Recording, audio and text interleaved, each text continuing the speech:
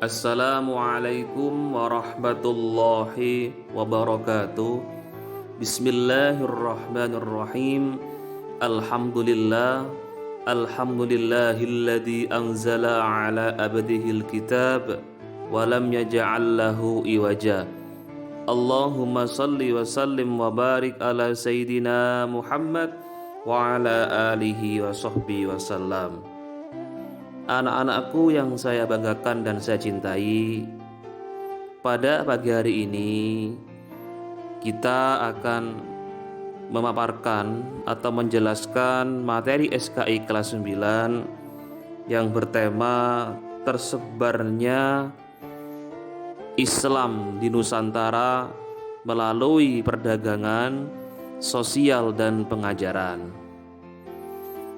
Sebelum kita untuk memulai materi hari ini, kita alangkah baiknya untuk berdoa terlebih dahulu agar apa yang kita pelajari pada pagi hari ini membawa suatu manfaat ilmu untuk keberkahan kita semua.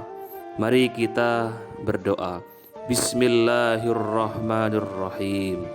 Anak-anakku yang saya banggakan dan saya cintai, sebelum untuk memulai materi pada pagi hari ini, Bapak Guru akan menyampaikan terkait tentang kompetensi inti, kompetensi dasar, dan tujuan pembelajaran. Yang pertama adalah kompetensi inti. Memahami dan menerapkan pengetahuan faktual, konseptual, dan prosedural berdasarkan rasa ingin tahunya tentang ilmu pengetahuan, teknologi, seni budaya terkait fenomena dan kejadian tampak mata.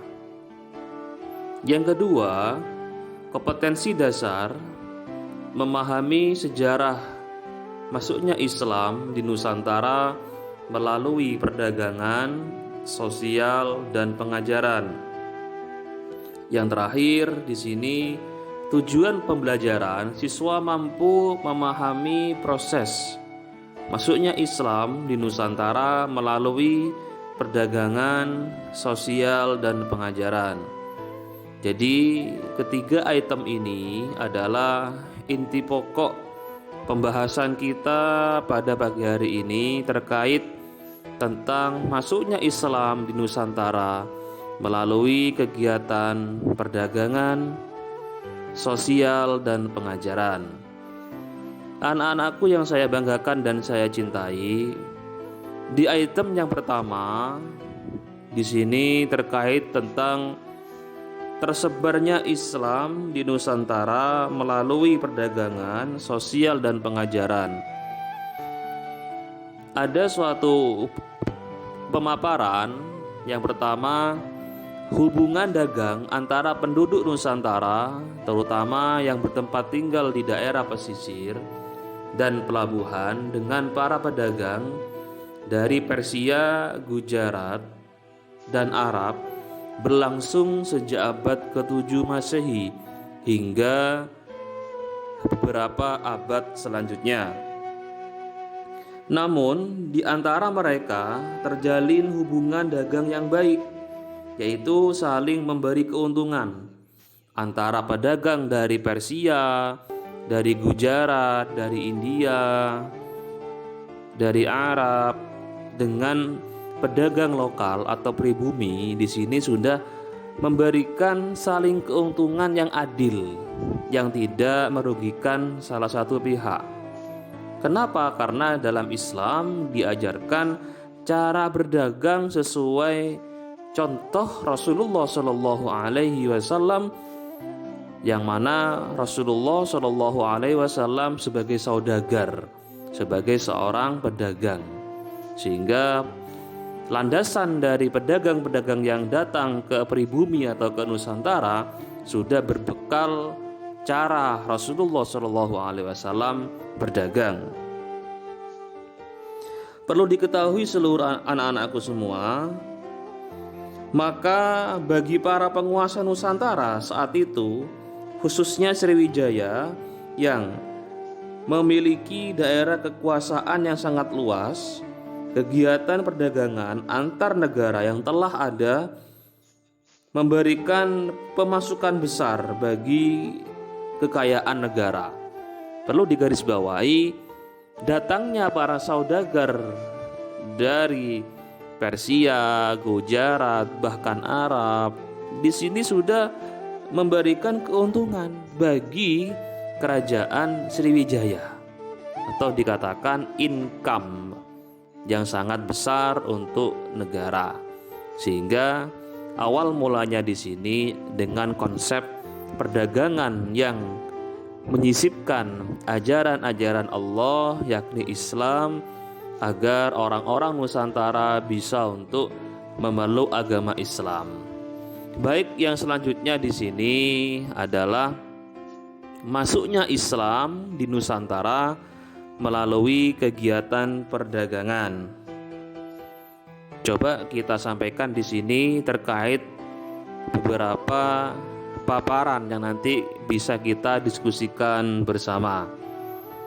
Yang pertama, perdagangan dan pelayaran merupakan sumber penghasilan utama masyarakat pesisir Sumatera dan pesisir Jawa. Demikian juga dengan masyarakat di sekitar pesisir, baik Sumatera, baik Jawa. Interaksi mereka di sini sangat baik. Kenapa? Karena membangun konsep antara orang-orang pedagang, saudagar dari Gujarat, dari Persia, bahkan dari Arab. Di sini sudah bisa membangun interaksi yang sangat baik.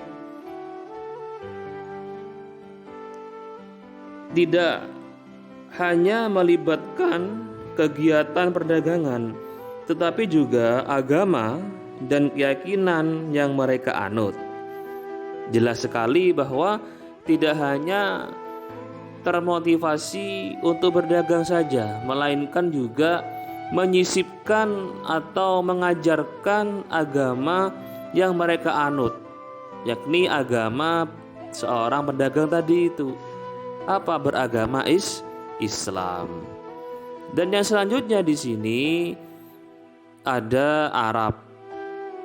Arab itu yang berdagang hasil pribuminya atau hasil karyanya yang ada di Arab itu dibawa ke Nusantara atau ke Indonesia. Yang kedua adalah Persia.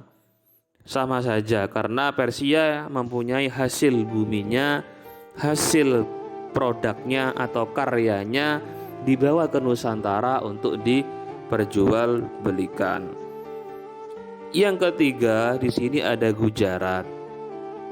Sama halnya juga memberikan hal-hal yang terdapat di daerah Gujarat, hasil buminya diperdagangkan di Nusantara, sehingga terdapat interaksi jual beli antara orang Arab, orang Persia, orang Gujarat kepada orang-orang pribumi. Yang tadi saya jelaskan adalah tidak hanya berdagang saja, namun apa? Menyisipkan atau mengajarkan agama yang dibawa oleh para saudagar, yakni agama Islam. Disinilah Islam mulai tersebar, Islam mulai diterima dengan apa? Dengan cara konsep berdagang. Yang selanjutnya anak-anakku, terdapat beberapa item di sini adalah selain berdagang, para pedagang muslim juga berdakwah dan berdiskusi masalah agama dengan penduduk pribumi.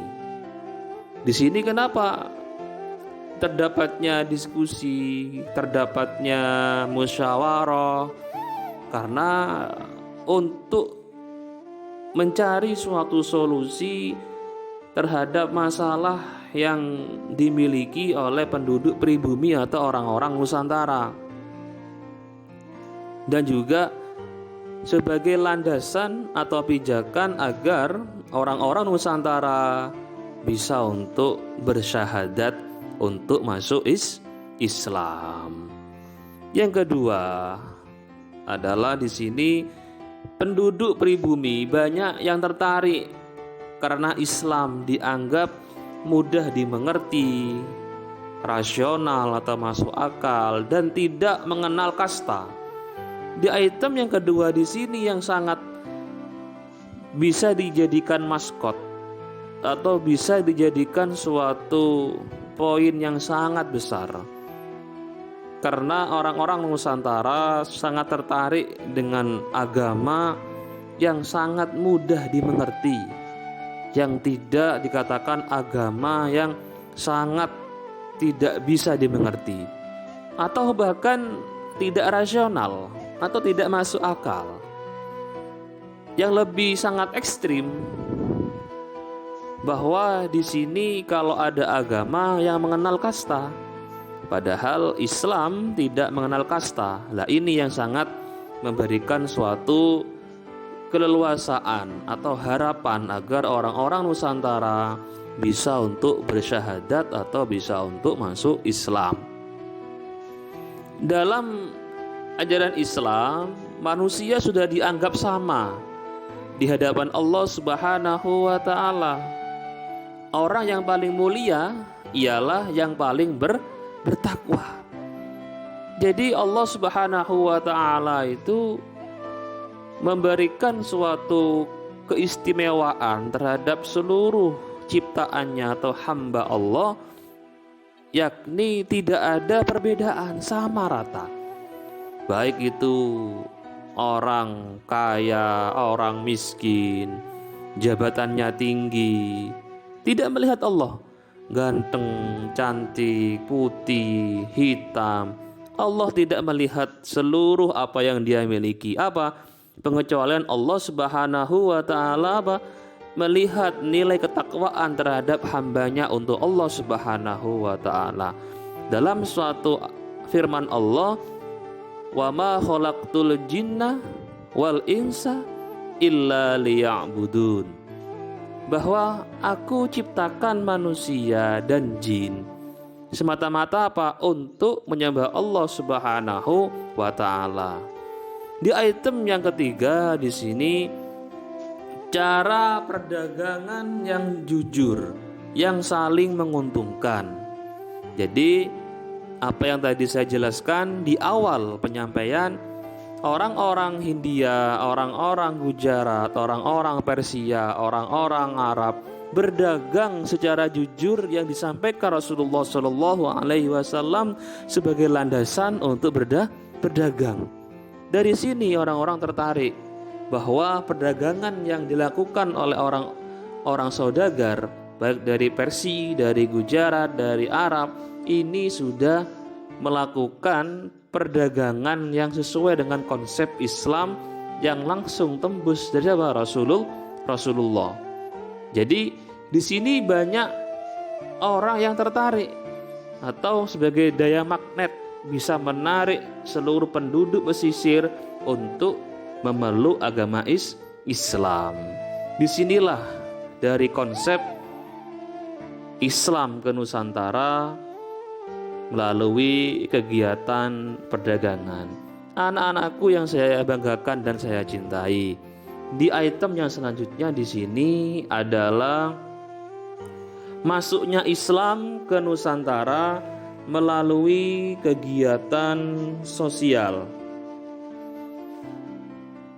Kegiatan sosial di sini adalah pernikahan, merupakan kegiatan sosial yang memberikan andil besar dalam penyebaran agama Islam. Kalau kita menarik benang merah di sini bahwa ada kata pernikahan. Kenapa kok ada kata pernikahan? Nah, karena di sini adalah konteks sosial yang bisa menjodohkan antara dari anaknya para saudagar dengan anaknya pribumi Nusantara, dijodohkan. Sehingga banyak orang-orang masuk Islam sebelum dijodohkan di sini anaknya itu pasti apa? Bersyahadat dulu. Asyhadu alla ilaha illallah wa asyhadu anna Muhammadar Rasulullah. Sudah langsung masuk Islam. Sebelum dinikahkan atau diakadkan otomatis apa? Bersyahadat dulu untuk masuk Islam. Dan disinilah suatu strategi agar orang-orang bisa masuk Islam dengan kegiatan sosial. Salah satunya apa? Dengan cara dinikahkan antara anaknya saudagar dengan anaknya pribumi atau Nusantara. Banyak sekali saudagar muslim dari Arab yang menikahkan dengan perempuan golongan bangsawan. Sebelum dinikahi, mereka diislamkan dulu. Setelah perkawinan, banyak keturunan mereka yang beragama Islam. Nah, jadi di sini dalam konteksnya itu adalah pernikahan atau dikawinkan seperti itu. Yang kedua adalah kerjasama antara kerajaan Islam dengan kerajaan-kerajaan non-Islam di Nusantara. Jadi apa di sini? Ada suatu MOU, ada suatu kerjasama antara kerajaan Islam dengan kerajaan non-Muslim. Contoh kalau kita melihat suatu sejarah atau tarikh yang terdapat di beberapa literatur atau referensi bahwa kerajaan Sriwijaya di Nusantara dan Khalifah Bani Umayyah di Damaskus ikut andil memperkenalkan Islam di Nusantara. Nah, jadi antara kerajaan Sriwijaya dengan dinasti Umayyah yang ada di Damaskus itu ikut andil dalam apa? Mengembangkan dan memperkenalkan Islam di Nusantara. Demikian juga bantuan-bantuan yang diberikan oleh kerajaan Islam kepada kerajaan non-Islam banyak berpengaruh secara politik terhadap penyebaran Islam. Jadi ada MOU antara kerajaan Sriwijaya dengan dinasti Umayyah yang ada di Damaskus pada zaman dahulu. Kalau kita melihat literatur, coba kalian bisa untuk membuka buku tentang sejarah kebudayaan Islam halaman 7. Anak-anakku yang saya banggakan dan saya cintai, itulah di konsep nomor 2 masuknya Islam ke Nusantara melalui kegiatan sosial, dengan salah satunya apa? Dengan cara pernikahan. Yang kedua apa? Dengan cara kerjasama. Jadi konsep kedua tersebut sangat memberikan efek yang positif terhadap apa? Terhadap Islam, bisa untuk diterima sebagai agama rahmatan lil alamin. Demikian siswa-siswi, ada contoh di sini. Contoh dari kerajaan non-muslim sehingga bisa masuk Islam rajanya. Salah satunya di sini adalah Prabu Brawijaya yang beragama Hindu menikahi siapa? Putri Campah, seorang muslimah atau seorang muslim. Dari perkawinan mereka lahirlah Raden Patah, Raja Demak pertama yang berjasa besar dalam penyebaran Islam di tanah Jawa. Ada lain siswa atau siswi, contohnya di sini juga ada Sunan Ampel menikahi Nyai Ageng Manilah dan Sunan Jati, Gunung Jati menikahi Putri Kawung Ngaten. Nah, ini contoh. Sunan Ampel menikahi siapa? Nyai Ageng Manilah. Nah, ini contoh yang sudah terbukti. Selanjutnya anak-anakku, di item yang ketiga, di sini ada masuknya Islam di Nusantara melalui jalur pengajaran, atau lebih enaknya itu jalur pendidikan. Ya, selanjutnya di sini para pedagang banyak yang mendatangkan para ahli agama dari negara masing-masing. Terkandung maksud di sini adalah mendatangkan para ahli agama dari negara masing-masing di sini apa? Untuk mengajarkan agama Islam melalui pengajaran yang sangat mudah atau dapat dimengerti dan tersebar dengan lebih cepat dengan metode yang sangat baik agar apa? Penduduk Nusantara bisa memahami apa yang dijelaskan oleh guru agama atau ulama-ulama yang mengajarkan agama Islam. Begitu juga adanya suatu ulama yang mengajarkan tentang agama Islam di sini dengan pendekatan yang sangat baik, atau dikatakan dengan pendekatan budaya tradisi yang ada di Nusantara, sehingga Islam mudah diterima dengan pendekatan budaya tradisi yang ada di Nusantara.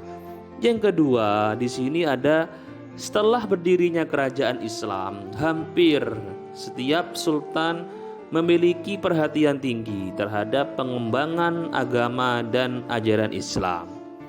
Kenapa? Ada suatu perhatian yang sangat tinggi atau respek yang sangat akurat terhadap raja atau sultan, sehingga sultan tidak hanya mendatangkan guru agama atau ulama, tetapi juga perhatian yang sangat tinggi sekali. Bisa mendirikan musola, mendirikan masjid, mendirikan tempat belajar yang ada di kerajaan, sehingga apa? Menunjang kegiatan pembelajaran terkait agama Islam. Anak-anakku yang saya banggakan dan saya cintai, di item yang ketiga di sini di Sumatera. Di Sumatera di situ ada Syekh Nuruddin Ar-Raniri, yang kedua ada Abdur Rauf Singkal, yang ketiga ada Syekh Muhammad Kamaluddin. Ketiga tersebut adalah seorang ulama besar yang ada di Sumatera yang menyebarkan agama Islam dengan secara baik, dengan sesuai dengan tuntunan agama Islam. Bahwa di situ ketiga guru atau ulama tersebut adalah orang-orang yang memiliki cakupan keilmuan atau disiplin ilmu agama yang sangat baik. Yang keempat di sini Jawa. Ada Pulau Jawa, yakni tidak asing lagi untuk kita. Kita pernah berziarah ke makam para wali songo. Para wali songo ini adalah yang menyebarkan Islam di tanah Jawa. Kenapa? Karena Islam yang ada di Jawa di sini adalah Islam dengan pendekatan-pendekatan yang sangat baik oleh para wali songo. Mereka lah yang memiliki peranan besar mengislamkan Pulau Jawa. Lewat pengajaran yang mereka lakukan, muncullah para tokoh dan ahli agama yang mampu mengajarkan Islam kepada penduduk Nusantara lainnya. Jadi para wali songo di sini adalah yang menjadi tolak ukur Islam itu bisa untuk diterima di Nusantara, sehingga para wali songo tersebut bisa mengkader melahirkan ulama-ulama yang selanjutnya yang sangat besar, yang sangat mempunyai disiplin ilmu agama yang baik. Jadi setelah belajar di Sunan Ampel, di Sunan Giri, di Sunan Kalijogo, itu sudah mempunyai bekal ilmu agama yang kuat, sehingga santri tersebut diutus oleh para sunan untuk berdakwah, menyebarkan agama Islam. Yang kelima di sini Sulawesi.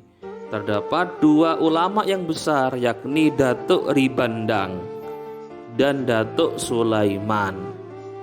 Jadi di Sulawesi itu ada dua ulama yang sangat besar yang memiliki disiplin keilmuan agama yang sangat tinggi, yaitu Datuk Ribandang dan Datuk Sulaiman. Jadi itu. Dan perlu diketahui anak-anakku semua, pada masa awal munculnya pengajaran agama Islam di Nusantara, pengajaran umumnya itu dilakukan di masjid, di musola. Sehingga apa? Sehingga memberikan suatu pandangan yang sangat baik bahwa kalau kita melihat pada zaman Rasulullah Shallallahu Alaihi Wasallam, masih belum ada madrasah, masih belum ada sekolah di masjid-masjid, di pinggir masjid. Atau kalau sekarang itu bisa untuk di musola, di masjid ketika zamannya para wali. Namun juga ketika kerajaan Majapahit sudah masuk Islam, itu belajar agama Islam bisa di kerajaan atau di aulanya kerajaan. Ada pulanya pengajaran yang dilakukan secara khusus, yakni pengajaran yang diberikan kepada mereka yang akan bertugas berdakwah menyebarkan agama Islam di daerah lain yang masih belum tersentuh Islam. Nah, jadi itu siswa. Pengajarannya itu di tempat-tempat ibadah, yakni di masjid, di musola, dan di aula kerajaan yang masuk Islam. Ini sudah ada landasannya yang tadi saya sampaikan bahwa zamannya Rasulullah itu masih belum terbentuk madrasah atau sekolah. Jadi belajarnya di mana? Di masjid, di pinggir masjid. Nah, ini yang perlu kita ketahui bahwa sejarah madrasah atau sekolah ini masih zamannya dinasti Abbasiyah atau bahkan Ayyubiyah. Baru ada madrasah di situ terbentuknya, atau awalnya itu masih belajar di rumah Al-Aqam, di rumah Al-Aqam untuk awal mulanya belajar agama Islam. Baik, inilah yang saya sampaikan dari tema tersebarnya Islam di Nusantara melalui kegiatan perdagangan, sosial, dan pengajaran. Itulah yang saya sampaikan untuk seluruh anak-anakku dari awal sampai akhir. Semoga membawa suatu berkah dan manfaat ilmu untuk kita, agar kita bisa untuk dijadikan orang-orang yang soleh dengan ucapan amin Allahumma amin. Mari kita tutup pertemuan pada pagi hari ini dengan bacaan hamdalah bersama, agar apa yang kita pelajari di sini membawa suatu manfaat untuk diri kita semua dan seluruh umat manusia. Alhamdulillahi rabbil alamin. Saya akhiri, usikum fi taqwallah, tsumma wassalamu alaikum warahmatullahi wabarakatuh.